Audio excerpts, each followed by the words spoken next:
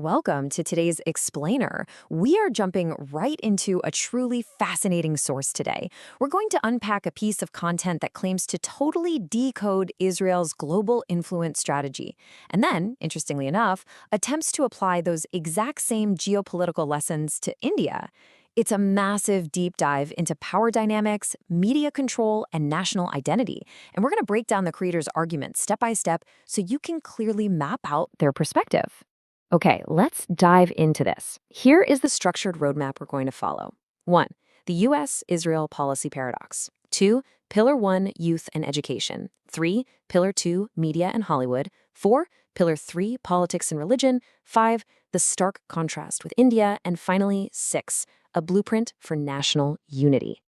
All right, starting with section 1, the U.S.-Israel policy paradox. Let's look at the core geopolitical contradiction the source uses to really hook the audience right out of the gate. The source opens with a very pointed, very direct question.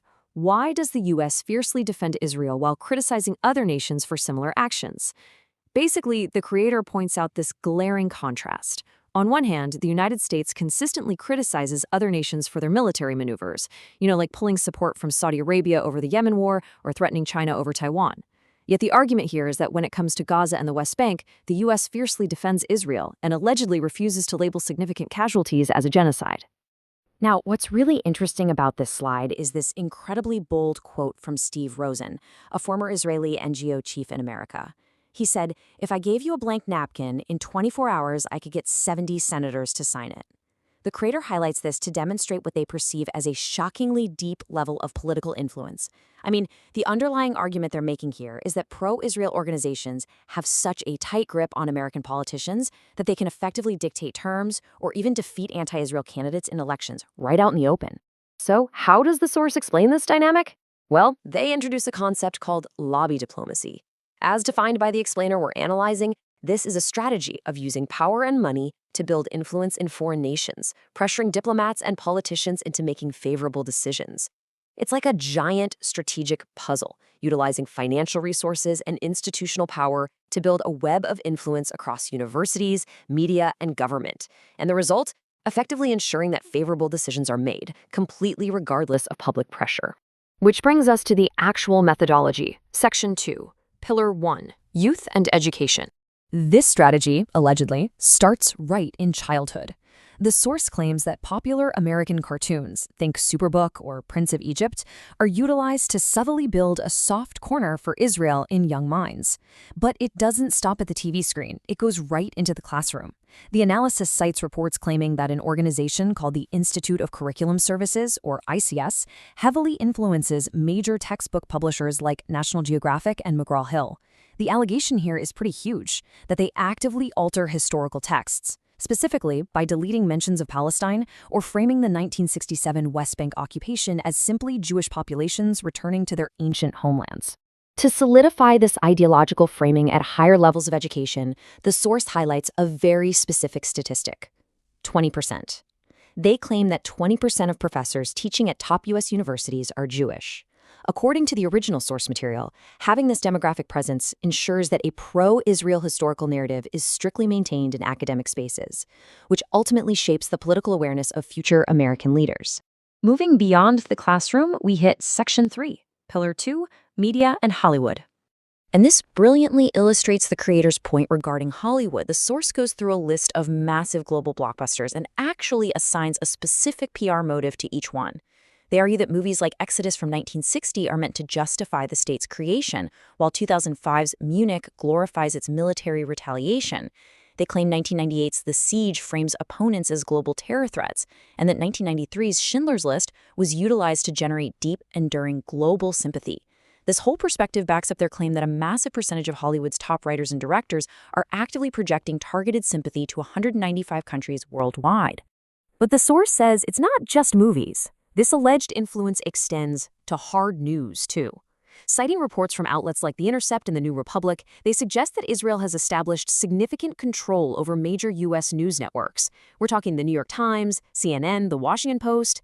The perspective outlined here even suggests that CNN's coverage of the 2023 Israel-Hamas war actually had to be directly approved by the Israeli Defense Forces before publication. guaranteeing the global perspective is framed entirely in their favor. Okay, let's jump into Section 4. Pillar 3, Politics and Religion. This is the third and final pillar of this alleged strategy. 55. The text is very quick to point out that the Bible mentions Israel 55 times. So why does that matter geopolitically? Well, according to the creator, this effectively transforms support for Israel from a standard political issue into a literal religious duty for millions of evangelical Christians in the U.S. By framing the protection of Israel as a biblical mandate, they allegedly secure an unwavering, massive vote bank. Because of this massive evangelical support, the argument is that politicians from any U.S. party are basically forced to adopt pro-Israel policies. But then the analysis goes a step further into some highly controversial territory, presenting claims of direct political arm twisting and blackmail. The creator cites a book titled Clinton, Inc., alleging that Israeli Prime Minister Benjamin Netanyahu literally blackmailed U.S. President Bill Clinton using recorded intimate conversations between Clinton and Monica Lewinsky. The alleged goal of all this? To force the release of Jonathan Pollard, a Jewish American who had been convicted of spying for Israel. Let's move to and see how this builds into the second half of the explainer. Section 5, the stark contrast with India. Here is where the source makes a major pivot. The material directly contrasts the cohesive, heavily planned Israeli strategy we just walked through with what it perceives as India's deeply flawed, fractured approach to its own national identity. Where Israel allegedly builds a pro-nationalist curriculum and global media dominance, the argument suggests India does the exact opposite, actively undermining its own image on the world stage.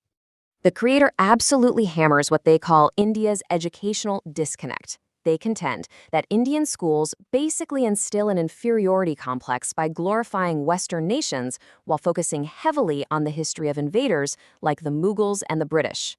Meanwhile, native empires like the Cholas and Marathas and heroes like Chhatrapati Shivaji Maharaj are supposedly severely neglected. The source draws a straight line from this educational gap directly to what they describe as anti-national incidents at major Indian universities like JNU and AMU, where students are allegedly taught to work against the nation's own interests. And when it comes to media, the creator suggests India suffers from what we can call the Slumdog Millionaire effect. Rather than projecting power and unity on the world stage, like Hollywood allegedly does for Israel, the analysis claims Indian cinema and media frequently profit from globally showcasing the country's poverty. They argue this deeply degrades the national brand and sets a terrible narrative internationally.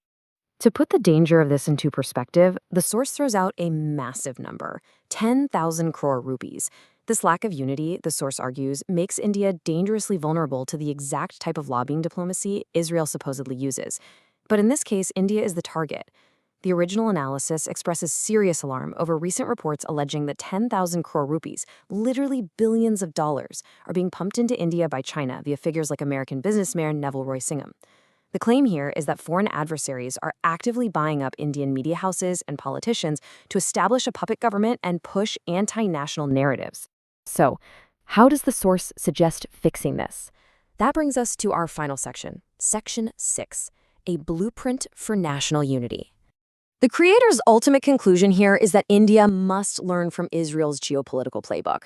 They argue that just as the Zionist movement united Jewish people globally around a single identity, India desperately requires a unifying nationalist movement. The source stresses that because India is a secular blueprint, citizens absolutely must prioritize the nation above all religious, cultural, and political divisions if they want to prevent foreign manipulation. So the crucial point is, can a nation truly secure its future without a unified national identity? It's a really bold assertion from the text that challenges us to completely rethink how culture, media, and education actually shape the real-world geopolitical power of a country. So what do you take away from this analysis? Let that question sit with you for a bit. Thanks for tuning into this explainer, and we'll catch you next time.